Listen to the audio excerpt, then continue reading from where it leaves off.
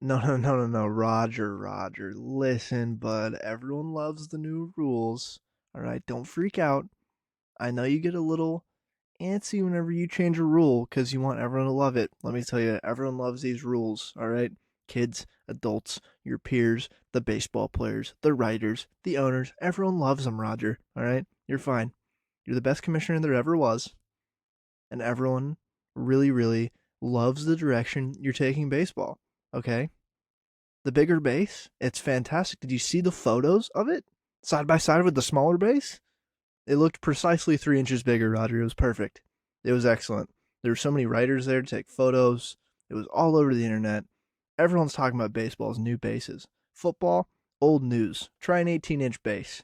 Maybe throw that out there, huh? Okay. Okay, Roger, it's okay. All right. I have a podcast to do though, so I got to dip. Great talking to you. Okay. Love you, pal. Love you, pal. We'll catch up next week. All right. Okay. Bye. Well, hello, everyone. Welcome back to the Chaos Ball Podcast, the only podcast on the internet that has Rob Manfred's cell phone number. Hello. How's everyone doing? Yes. That was Rob Manfred on the phone. As you heard, I was just telling him the new rules are fine. All right, he's kind of freaking out. He makes new rules all the time, and then he kind of just sits in his home and is like, "Oh man, I hope people like them." Oh, and we love him, don't we, Roger? Don't we? He listens to the podcast too, so he kind of sees it as his escape from ruling over baseball with the Iron Fist as the MLB commissioner. He kind of sees it as an escape to to listen to someone so unqualified talk about baseball. It's refreshing to him. Apparently, he sees me as the son he never had. I actually have no idea if Rob Manfred has a family. I'm pretty certain he was built in a machine, so I don't think they programmed him to have family. But maybe he does somewhere. Who knows? But I hope all of you listening to this are doing great. Thanks for tuning in again. We got not a super loaded pod. This is kind of one of my last just kind of talk about pods, talk about random stuff that's happening before I get into my season preview podcast, which will be coming out very soon. I will be breaking down each division, going division by division per episode, breaking down all the teams in the division, what we can see, what I expect to happen. Maybe take some bets on some over unders on MLB win totals potentially. I know it's dicey to bet on the MLB, but that's why they call it gambling. What I'm going to talk about today, we're going to get into the new rules, some Mariner stuff, some other stuff that's been happening in baseball. But I really, more importantly, want to get across that my season previews will be coming out soon. I hopefully will be pumping out one next week and then maybe two a week until the season begins through spring training, late March. So look out for those. Those should be pretty fun. I've really been getting down and dirty, reading about each team and listening to beat writers talk about each of their teams and what they expect this year. So I'm pretty informed from a non-credentialed media member. I'm pretty informed on what each team's going to be looking for this year. Spoiler alert: every MLB team has good MLB players. I'll tell you that much. But let's just get into it. I'm going to start off with the new rules. I had a podcast when these were announced last at the end of last season, and I kind of talked about them.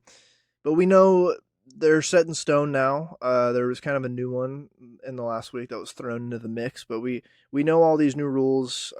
We know exactly how they're going to be enforced now as well.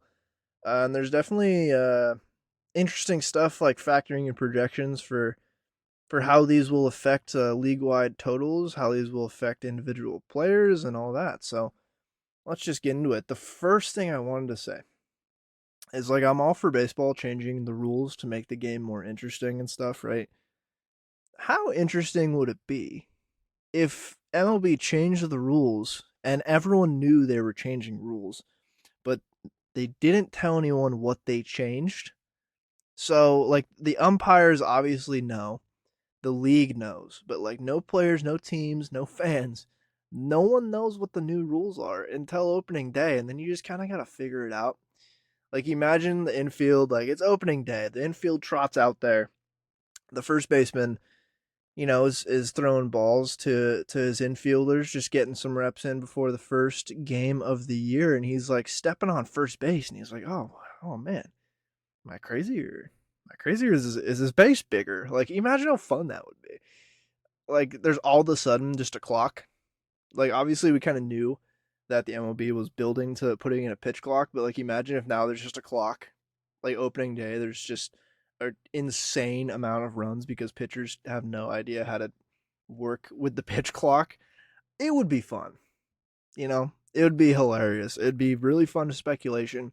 I think the MLB should do it. I think that'd be pretty fun. So that's my 2 cents on the new rules. But now, what are the actual rules? We've discussed. I'm sure you've heard of them. The first one is pretty simple. What I just mentioned, the pitch clock. So, been a lot of talk the past few years about the pitch clock. The MLB introduced it in the minors, and they found that it took around 20 minutes off game time, which is pretty significant. And especially if that is what MLB wants to do, that has been their primary focus is to make the game more interesting to people across the board. They've wanted basically to make the game shorter, despite the games being roughly the same amount of time as a football game. They're like, no, we need them to be shorter. And I'm all for this, honestly. Like, I get games done shorter. Fine. It's like watching a 3.5 hour baseball game can be quite boring at times, especially for the casual fan. Like, I will sit down and watch baseball all day and find parts of the games, even bad games, that I enjoy to watch. Players, fun stuff that happens, listen to commentators, but like the casual fan does not necessarily want to sit down on the front of their TV and watch a 3 hour baseball game. Going to a baseball game is different, super social event. You don't really have to watch the baseball when you're there. But I think what they're trying to drive is lower game times for higher TV revenue, more viewers, and all that. Again, despite the fact that it's the same average time as a football game, people view it as more boring, even though there's also like just the same amount of action in a baseball game as there is football. It's just different. So pitchers will, with this pitch clock, pitchers will have 15 seconds to throw a pitch with the bases empty, and 20 seconds with a runner on base. And there's a new rule with pickoffs I'll get into as well. So hitters will need to be in the batter's box as well with 8 seconds on the pitch clock. So it's not only on the hitters. I think this is actually going to change how everyone kind of approaches things, because a lot of batters, I don't think it's talked about as much, but a lot of batters take a long time in between pitches to gather themselves, hit their cleats, get the dirt off their cleats, spit into their hands, adjust the batting gloves, adjust their cup, whatever they need to do. But they'll need to be in the box with 8 seconds left, or they'll be charged a strike. And so vice versa, if a pitcher has not like started his motion to deliver a pitch, like basically hasn't started his motion towards the plate before the expiration of the clock, they'll be charged with a ball. So, it's not super catastrophic. I foresee that in the first week or two, we're going to see a lot more people messing up with the clock, but then after that, I'm pretty sure they're going to get used to it. They're professionals. The minor leaguers, I've heard speak about this, basically say that's kind of what happened. Everyone was like, it's a fine rule. You just got to adapt to playing the game. It took us a little while to really get things down, and after a couple weeks, it's gonna be fine. We're not even gonna notice it. We're just gonna notice that pitchers are working quicker, which honestly makes the game more exciting. There's more action in a shorter amount of time, so I'm not really against this rule. And I think I've been for the pitch clock for a long time now. I think some pitchers just take an exuberant amount of time to throw pitches, and they shouldn't. So I'm for it.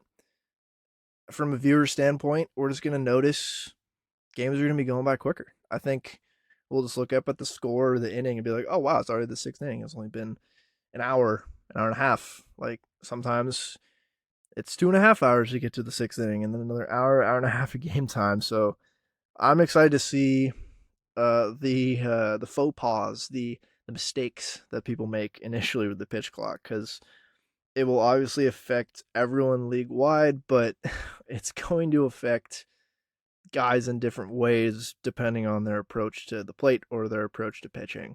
And there's going to be quite a few guys who would rather not have the pitch clock because they take forever to throw a pitch.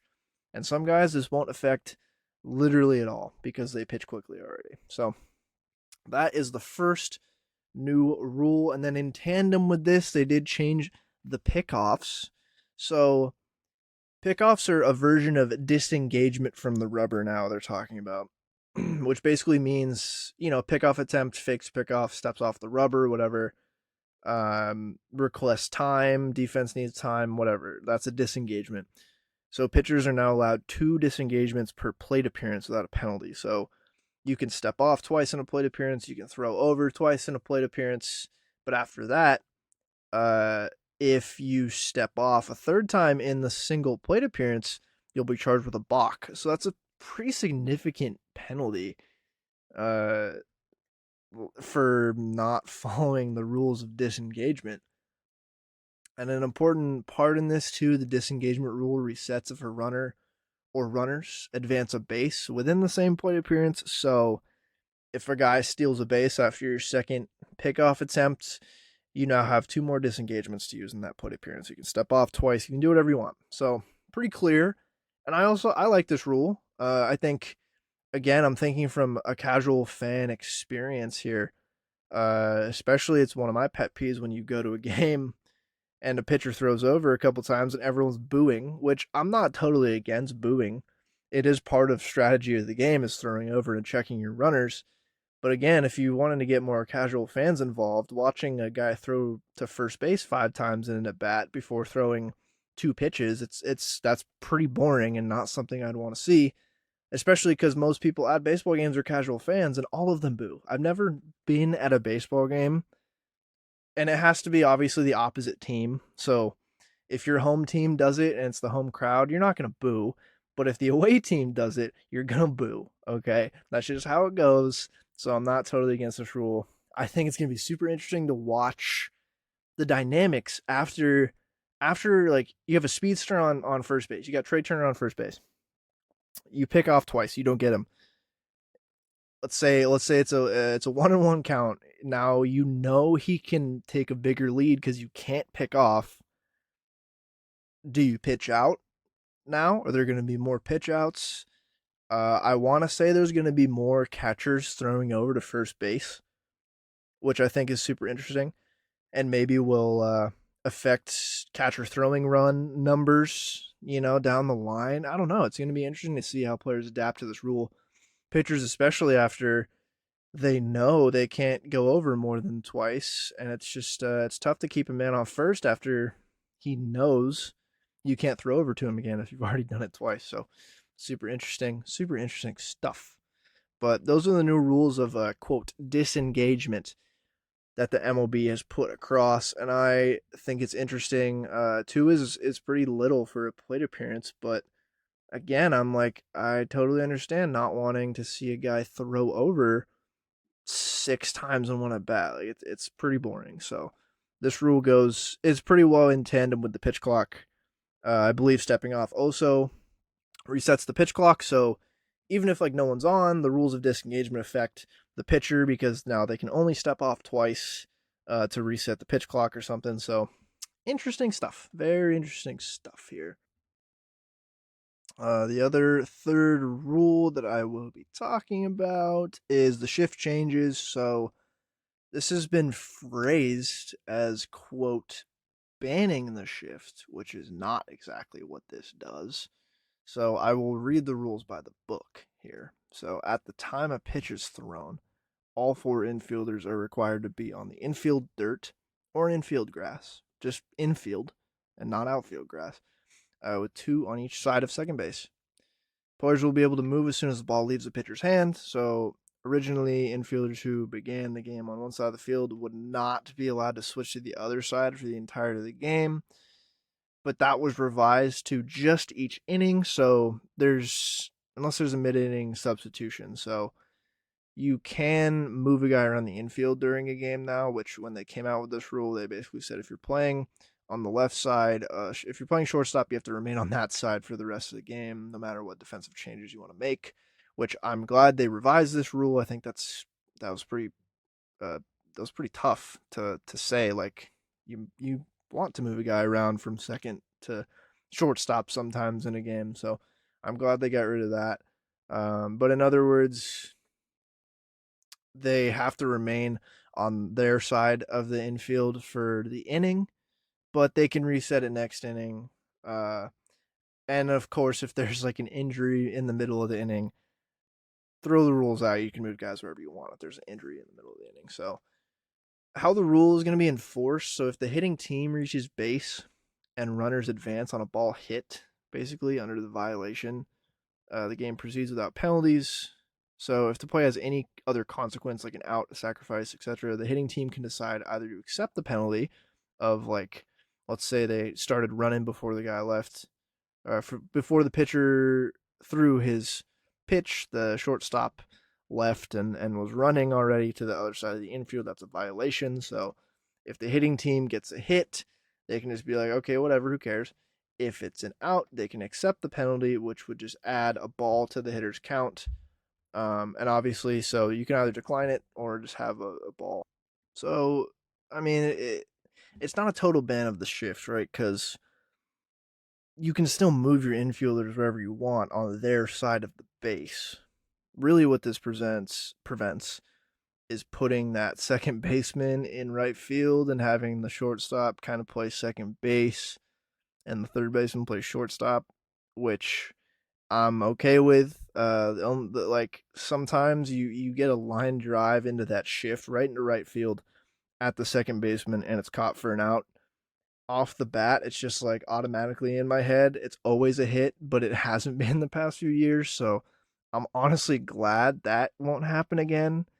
I'm not like a proponent of just banning the shift because I generally do think it's strategy. But teams will still shift. There will still be the shortstop and the third baseman will shift over when there's a lefty pull hitter up because the analytics will still support shortstop needs to be as up the middle as possible. So I still think we're going to see some shifting, especially basically just putting shortstop right on the left side of third base or second base, like as close as he can possibly be to that bag, he will be, and as close as he can possibly be to the grass, they will be. They're going to stretch the rules as far as they can go, and it's not going to completely revitalize some guys, some lefties, but it's definitely going to give some guys a lot more hits, lefty pull side, especially just into right field, where that second baseman would have been. So I'm intrigued to see how teams handle it. The shift rules, the new shift rules, do not outline outfielders at all. So you could theoretically bring an outfielder as an extra infielder. You could shift your. What I'm interested to see is if you a really heavy lefty pull hitter that never hits the ball to left field.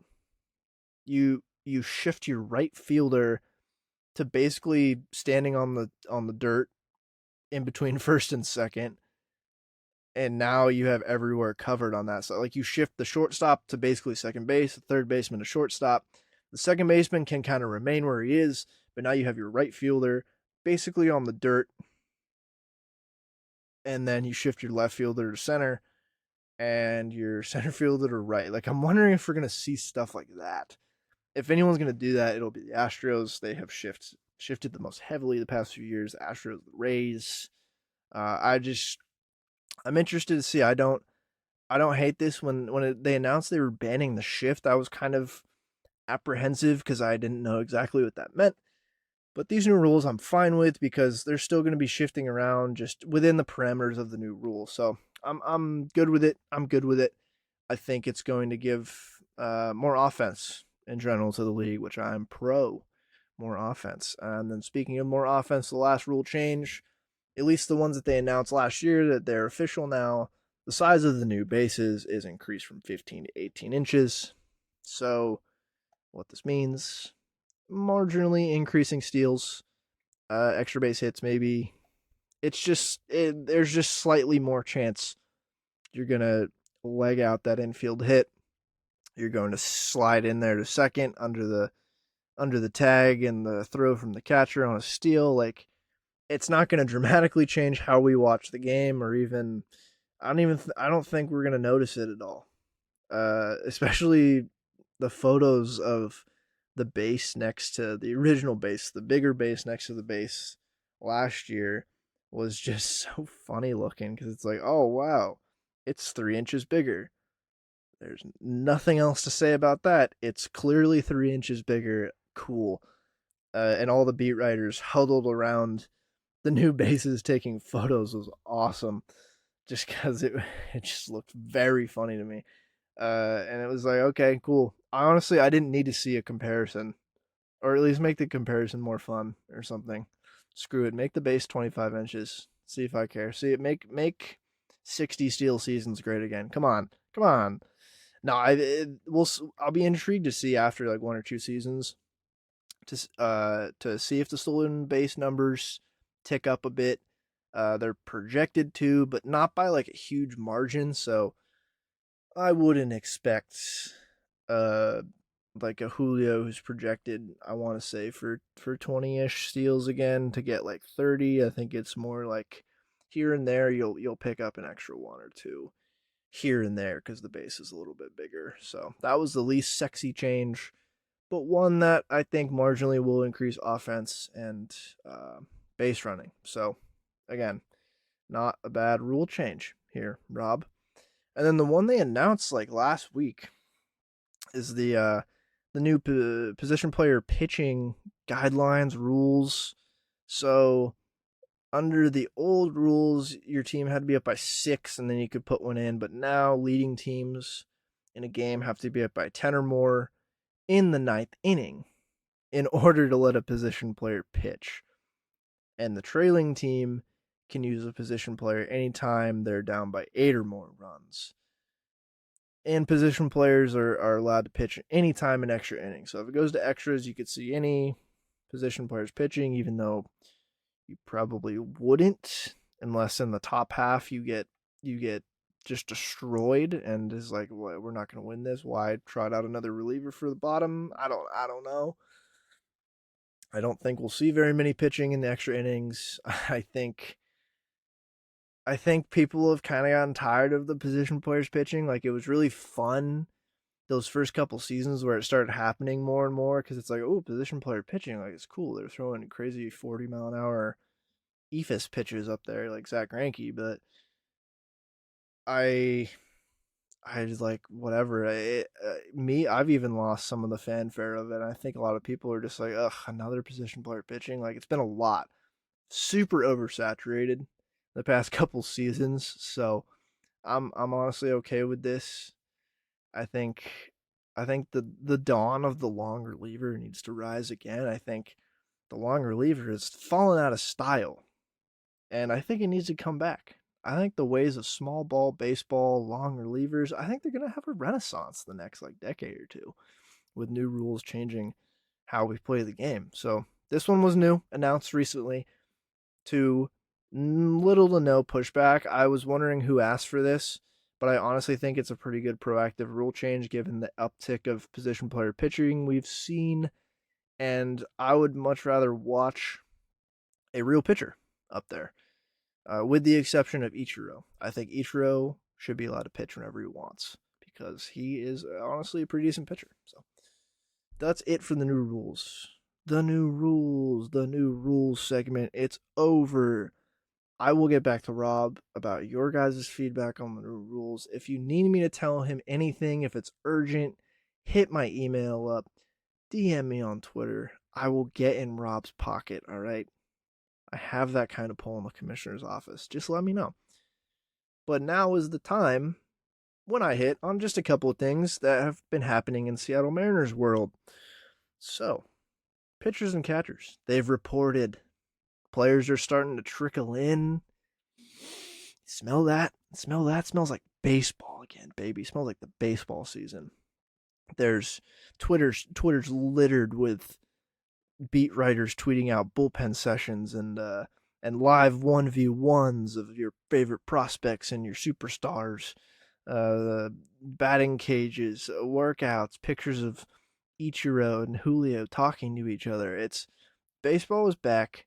Spring training's picking up, and that just means injuries are coming because Taylor Trammell broke his hand. He was hit by a pitch during a workout not even in spring training. It was pre-spring training workout. He got hit by a pitch in his hand. He's expected to have surgery on it. It's his right hand, throwing hand. and is expected to need 6 to 7 weeks to recover. So already off the bat, not great news coming out of Mariners camp because anyone close to baseball, if you ask them what the biggest weakness on the Mariners is right now, it's left field. Obviously, Taylor Trammell being the third guy coming into spring training, probably vying for that spot with the Kelnick um, Pollock platoon that Dipoto has said has been going on. But Trammell, like Kelnick, has top prospect pedigree. He has shown flashes. He honestly didn't look that bad at the end of last season, and easily could usurp Jared as the lead left fielder against right-handed pitching going forward. But now it's Jared and Pollock out there with Trammell probably missing 2 months, maybe a month to start the season, like 6 to 7 weeks. And a conservative estimate, I'm gonna say he gets back in 8 weeks, but could be longer. So maybe he misses all of March, the rest of this month, and then probably the first week or two of the regular season, I guess. I don't, and then who knows, like what that broken hand will do going forward. Even if it's 100% healthy, he's gonna miss spring training, which is brutal. I'm sure he's been ramping up all off season, and obviously he got hurt, in a workout, like clearly hitting. But he's gonna miss the spring training, like working with coaches, working with the team, getting real at bats against big league players in the spring training, like honing the swing, tweaking the swing. Like he's gonna miss all that, so he's just gonna start the season kind of behind everyone else, which I'm sure he'll start. I'm sure he'll start in AAA now just to ramp up a little bit. I guess I don't know. It's tough that he got hurt because it's the weakest and least deep position on the team, especially like the fourth outfielder spot was Trammell's to lose, and it still kind of is with Haggerty in the mix for outfield as well and Dylan Moore, but still it was a weak position, and now it's even weaker with Trammell getting hurt.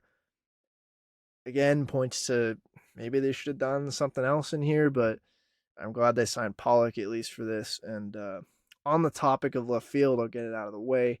Jared Kelnick, he looks great, looks in shape, swing looks pretty good.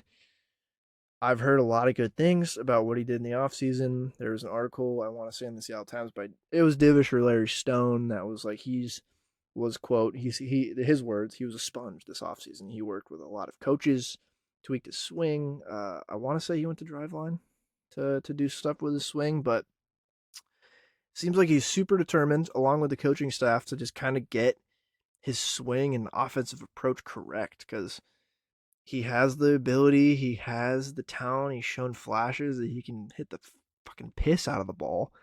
The approach has just been lacking. The swing needed some tweaks. I think entering this season, he'll be super motivated, which will only help him in certain ways. But it'll be interesting to see how he starts the year. I think if he starts the year in a slump, or not even in a slump, I shouldn't say in a slump. You can't start the year in a slump necessarily if you've never hit over, 214 in your career. But if he starts off slow again, that is a crucial point in his career where does he want to continue working at it or not? But he also, what if he comes out just swinging? What if he comes out confident, hitting the ball nice? Like at this point, we're not asking for much from Jared Kelnick. We're just asking for at least league average production from left field, which would be a plus. So that's all I got to say on Kelnick for now in the left field situation, but tough to hear for Taylor Trammell. Get better soon, sir. 6 to 7 weeks is not too bad. It's just tough that this just happened right before spring training. So hoping for Taylor's smooth recovery here. And then there's just one other thing from the Mariners before I get into some broader MLB shit. Arbitration happened. The Mariners were the winners of their case with Teoscar Hernandez. The arbitration panel ruled that Teoscar will earn $14 million this season. He was asking for $16 million, so $2 million. It's a decent gap for arbitration. But again, what was said in that meeting? What was said to Teoscar after basically talking him up so much after trading for him, DePotos and Hollinger and the whole team have been like, yeah, this is the guy. Like, this is the guy who's going to anchor the middle of the lineup, give us professional at bats, fill in that right field for Mitch Haniger, who left, and kind of jumpstart the offense and give us a bigger offensive floor and ceiling than it was last year with what our right field situation was last year. And there's been nothing but praise for him. And then you go into arbitration and the Mariners win it with $2 million less. Like, what was said? Did it rub Teoscar the wrong way? Will this affect a possible extension down the line? Will it affect how Teoscar plays this season? I doubt it. I doubt that. But players don't like arbitration. And I feel like this season they've been more vocal about it. Particularly, I don't want to say it's been Corbin Burns, but I know he shares the same sentiment as a lot of the players. Corbin Burns and the Brewers, I believe he lost his arbitration case, but it was like less than $1 million was the difference between what the Brewers wanted to pay him and what Corbin Burns was demanding from arbitration. And it's like, is it really worth bad ill will, like just bad vibes? Is it worth it? Like, why not just pay the guy what he wants, especially when it's less than $1 million? Like, come on. He was super vocal about how going forward, I mean, he's not going to be a Brewer after his contract expires. Essentially, is what he's saying, just because of the things that they said in that meeting to diminish his value, so they'd have to pay him slightly less, hundreds of thousands of dollars, which is just like pointless. So, what did the Mariners say to Teoscar? I'd love to know. Hoping it doesn't really affect extension talks, but I don't know. Maybe it will. I really hope they extend him and prove me wrong, but that was not super encouraging news that the Mariners ended up winning the arbitration case by $2 million. Because whatever they said, even if they were right, Teoscar still could have taken it like, oh, okay, you don't want to pay me what I'm asking. You don't think I'm worth this. You think I'm worth this for whatever reason. It's the start of, maybe he just doesn't want to resign with the way they treat him. I don't know. I don't know. So many things in sports, particularly baseball arbitration, is something we'll never understand the nuances of unless you were actually in the room negotiating, and we'll never actually know what was said. So, moving on from the Mariners to some stuff that has happened in Major League Baseball since I last potted. So recently, Elvis Andrus signed with the White Sox. I will get into it more in my season previews, but obviously, Tim Anderson, at this point in his career, we know what he is, and we know he will miss time.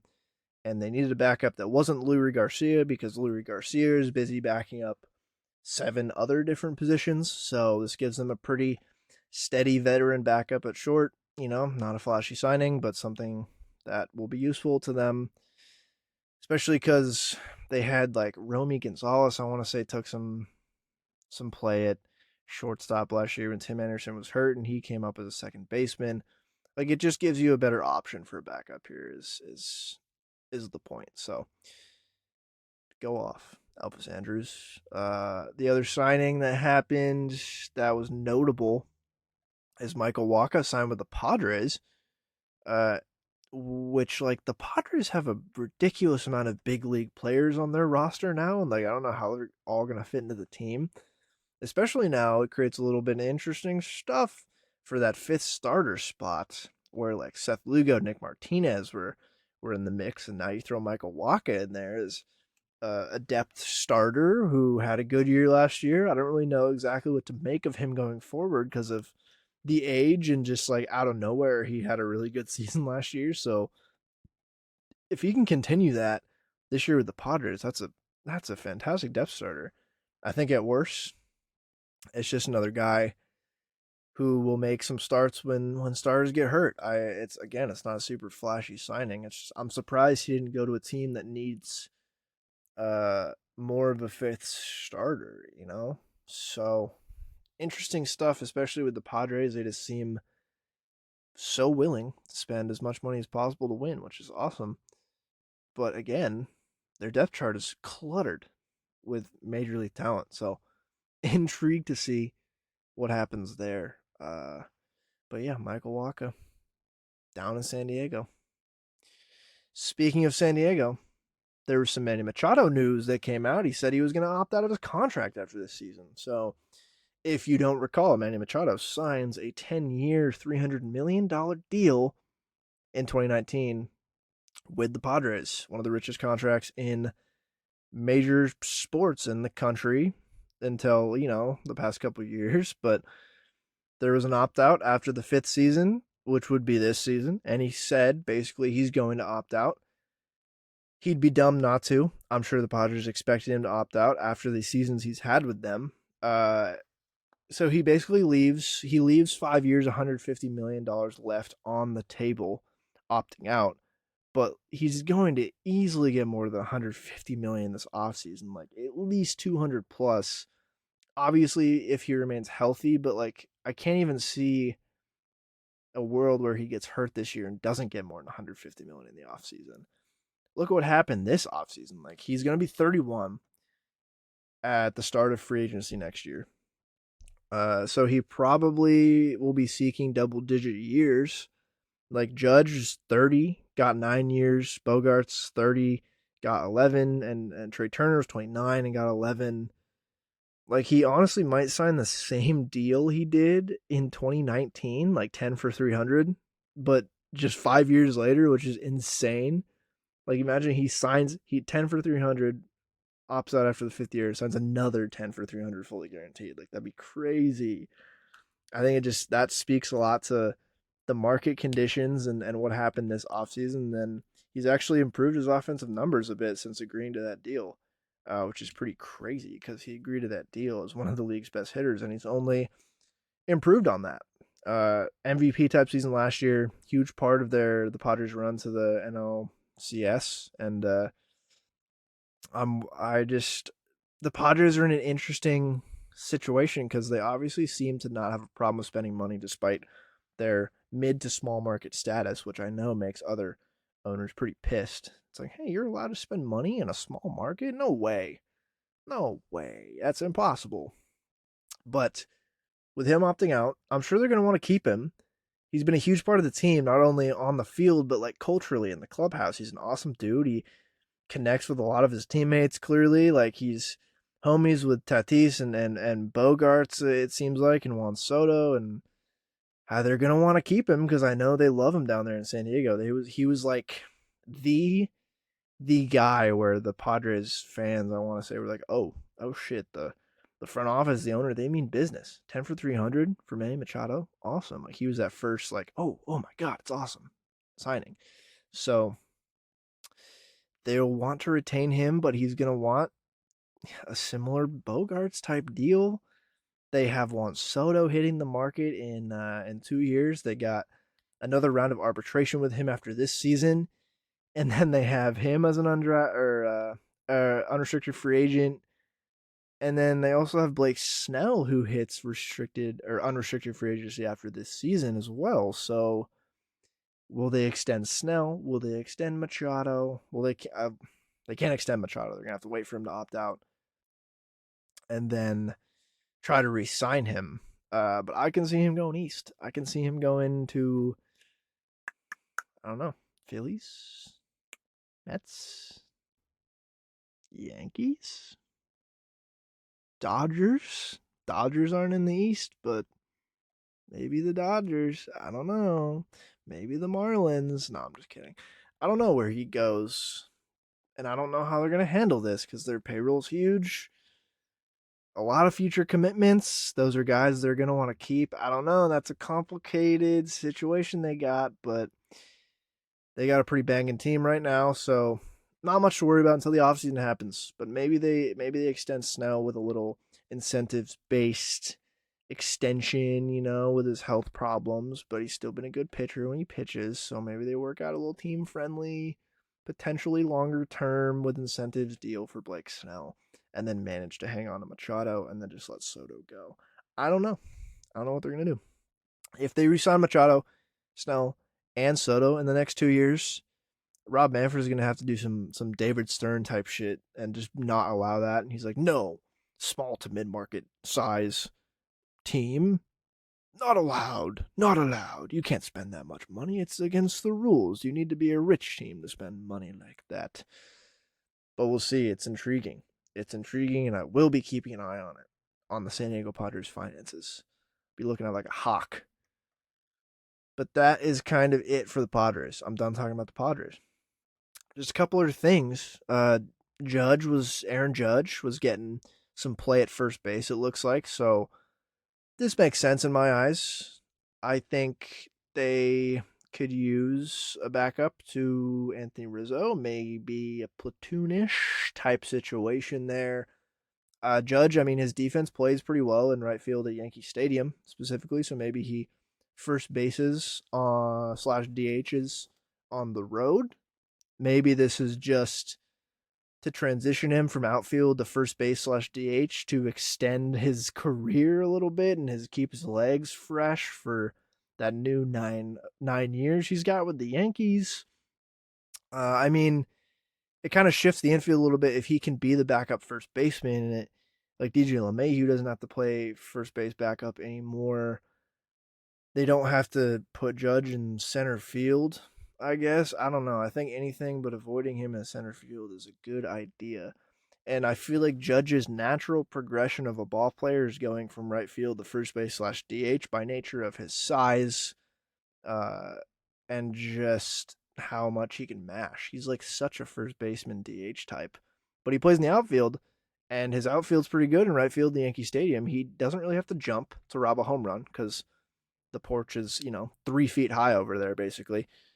And he has a rocket arm that plays in right field too. But there was videos of him taking reps at first at the Yankees camp. So intrigued to see as we go on the season what happens there because Yankees first base has been weird. Anthony Rizzo really was awesome last year, and they extended him for it, which is good. Good for Anthony Rizzo.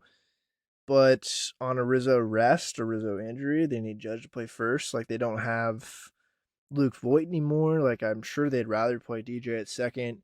He can back up third as well. Yeah, Luke Voigt's gone. Like their first baseman situation has been interesting the past few years. Like Greg Bird, I feel like people thought was going to be that dude, and then just was not. But it's interesting. I feel like everyone's probably expecting him to do two first base DH for the last half of his career. So just getting a jump start on it for sure. Being proactive, Yankees. Way to go. On the Yankees, Frankie Montas has gotten hurt. He needs shoulder surgery, and he might be out for the whole year, which throws a little bit of a wrench into the back half of the Yankees rotation. With Montas as your fifth starter, that was basically a shoe-in for top rotation in baseball, and now it's a little up in the air with guys on the back end of that rotation because it's kind of a fall off now. You have like Luis Gil, I like a lot, but he's been hurt and inconsistent. Domingo Herman, same kind of deals. Inconsistency. They're not terrible. 5 options. I feel like if they knew this like a couple weeks ago, maybe they throw some money at Michael Wacha to be that fifth starter. I don't know. This just sucks for Montas.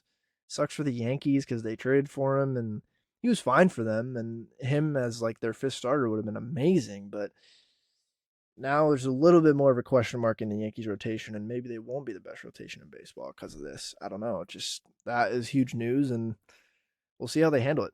See how they handle it. Another injury that happened. Can you believe this? Jacob DeGrom is hurt again. Kind of, I guess. He's like feeling tightness in his back, obliques, whatever, because of the cold, because of how cold it is in Arizona right now, I guess. I don't know. How much have we heard in his career? Oh, he's just slightly hurt. He's fine though. He's throwing. Like, come on. We've heard that a million goddamn times with Jacob DeGrom. This is the least surprising news ever. The Rangers signed him knowing this is how Jacob DeGrom is, man.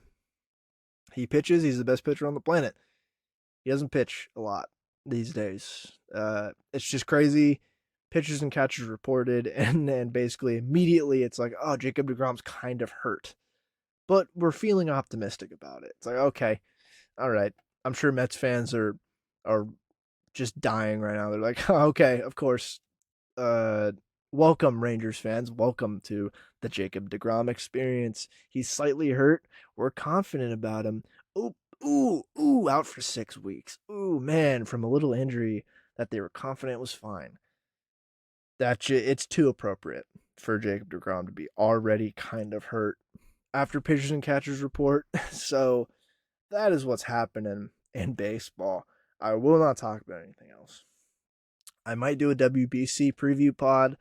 We'll see if I can squeeze that in with my season previews. I'll do a season preview award show even. I got a lot of stuff going on these next 6-ish weeks before the season starts, but I can't believe we got 6 weeks till the season starts. I'm so hype. Like, I can go on Twitter every day now and watch fun bullpen videos. I watched Bryce Miller throw some fastballs and sliders the other day. I watched Julio take, who was it? Isaiah Campbell yard today on a curveball. He threw him 3 straight curveballs, which Isaiah Campbell's got a good curveball, but buddy, can't do that to Julio. I saw Jarred Kelenic hit a bomb. Like, I can go on Twitter and watch all the little baseball videos I want, depending on the team and the beat writer. It's fantastic. I love it. I'm so excited for baseball season. And I just cannot wait to start doing these preview pods because I can't wait to make predictions about a ridiculous sport like baseball that is unpredictable at most of points of the season. So I'm excited about that. I hope you're excited as well. But with that, I will be signing off. Thank you so much. If you're listening this far, please rate and review, recommend to your friends, let them know. Again, hit me up for any Rob Manfred related banter because I will call him. I will call him and give him my mind on your behalf. I'll do it. But thank you again for listening. Have a good rest of your day. Go Mariners. Go spring training. Please thank your local beat writer for taking all these videos with their phones with their busy spring training schedule. But with that, I'll see you next time. Thanks for listening.